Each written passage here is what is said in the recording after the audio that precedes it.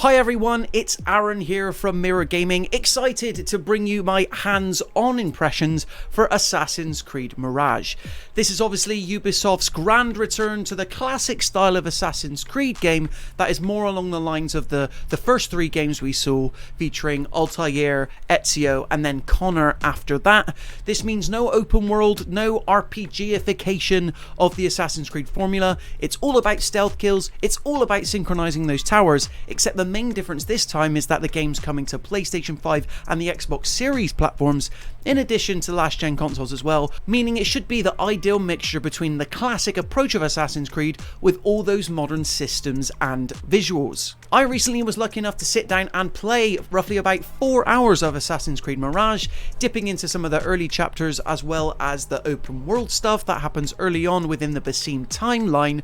So without further ado, let's put our hoods up and jump straight in. I want to start off this preview by mentioning that in very few aspects is Assassin's Creed Mirage actually breaking new ground. That's just not the goal here. You'll still move through the usual rhythms of learning the ways of the assassins, known here as the Hidden Ones due to where it takes place in the timeline, alongside synchronizing towers across a city, taking on bounty missions, and just generally skulking around as an assassin is wont to do. Social blending is back, as is pickpocketing, as is ripping down posters to decrease your notoriety. Sound familiar? The good news is, with that out of the way, I can comfortably say that performing all these recognizable tasks and routines, i.e. the ones that first put the Assassin's Creed franchise on the map, looks and feels just as good as it ever has. In many ways, they're better. Unlike more recent entries like Assassin's Creed Odyssey and Valhalla that unleash you into worlds that were just too big, Mirage's pared back approach with regards to its location actually encouraged me not to just pick away at it more, but to actually want to do so. Helping this attitude is the fact that Baghdad, circa 861 AD, is simply a beautiful place to be in. A central bazaar of the area I was dropped into served as a fully populated hub, full of life and the kind of hustle you'd expect to see from a city that once had a population peak of around 1 million. Said bazaar was surrounded by tented enemy camps, the river, its accompanying bridges, and various other types of buildings to climb. In all these ways and more, Assassin's Creed Mirage constantly reminded me why it was that I first fell in love with this series to begin with. What's new here feels like twists on the classic Assassin's Creed formula as opposed to outright reinventions, but this is very much by design. The aforementioned pickpocketing, for instance, no longer challenges you to awkwardly hover your hand while rubbing closely to an NPC, and is instead replaced by a simple hit that button when the pattern lines up minigame. Another slight twist is in how you can still use your eagle companion to scope out camps, but you'll need to take down a new marksman enemy type beforehand for fear of having your feathered friend shot down. Tweaks like this work well to modernize certain familiar aspects that would otherwise feel stale in today's climate. It's not all perfect though, because while a more intentional approach to climbing is back, you know, where you actually have to look for hand and footholds to clamber onto, it does result in the same old issue of hopping off and on of surfaces that I didn't mean to. Then there's the fact that sitting on a bench and overhearing an important NPC's conversation to progress a mission is still a bit, well, boring. But fortunately, it wasn't too long after that I was dipped back into combat or able to roam freely once again. Obviously, combat in the older Assassin's Creed games was always a bit of an issue, with Ubisoft going to great lengths to introduce contextual maneuvers and executions in the recent reboot trilogy to help add some dynamism to proceedings.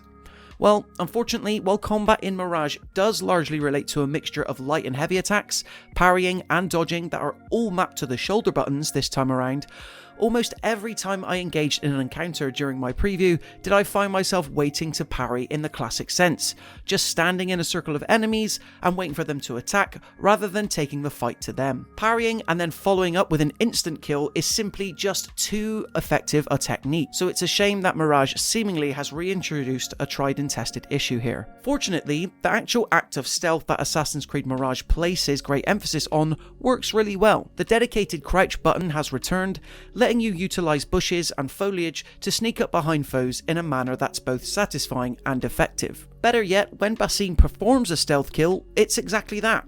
a kill. The last 3 Assassin's Creeds determined how much damage a kill strike would do based on you and your enemy's level, but Mirage completely removes the system and such level gating to let you fully embrace the role of an assassin, exactly as it should be. Now, I could touch upon the brief story-centric roots of how Basim comes to be part of the Order known as the Hidden Ones, and how tools aid in stealth, but with the game out in less than a month, I won't rob you of discovering these revelations for yourself. All I know is that so far, from the 4 hours that I got to play, Assassin's Creed Mirage is a successful return to the series' roots, but one that likely won't appeal to players that have grown accustomed to the franchise's more RPG-centric outings as of late. It's an Assassin's Creed game just like Mummy Ubisoft used to make. Rarely, from what I've seen so far, is it anything more or less. So there you have it in terms of my early impressions of the 4 hours or so that I got to play of Assassin's Creed Mirage. As is hopefully evident, this is very much, for better and worse, a classic style of Assassin's Creed game. Now, this is something that I've been looking for the longest time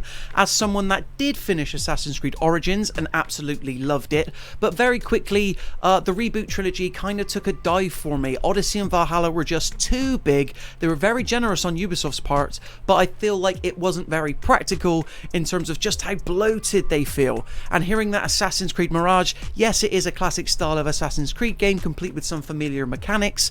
Hearing that it might be roughly 15 to 20 hours as opposed to the 60 plus hours the more recent games have taken is music to my ears. Obviously, not much longer to go now until the game releases. October 5th is when it comes out on the PlayStation, Xbox and PC. But for now, thank you very much for watching the video. If you enjoyed hearing my early thoughts on Assassin's Creed Mirage, why not like the video? And to enjoy more videos like this, be sure to subscribe to the Mirror Gaming YouTube channel. Until next time, I'll see you in the next one.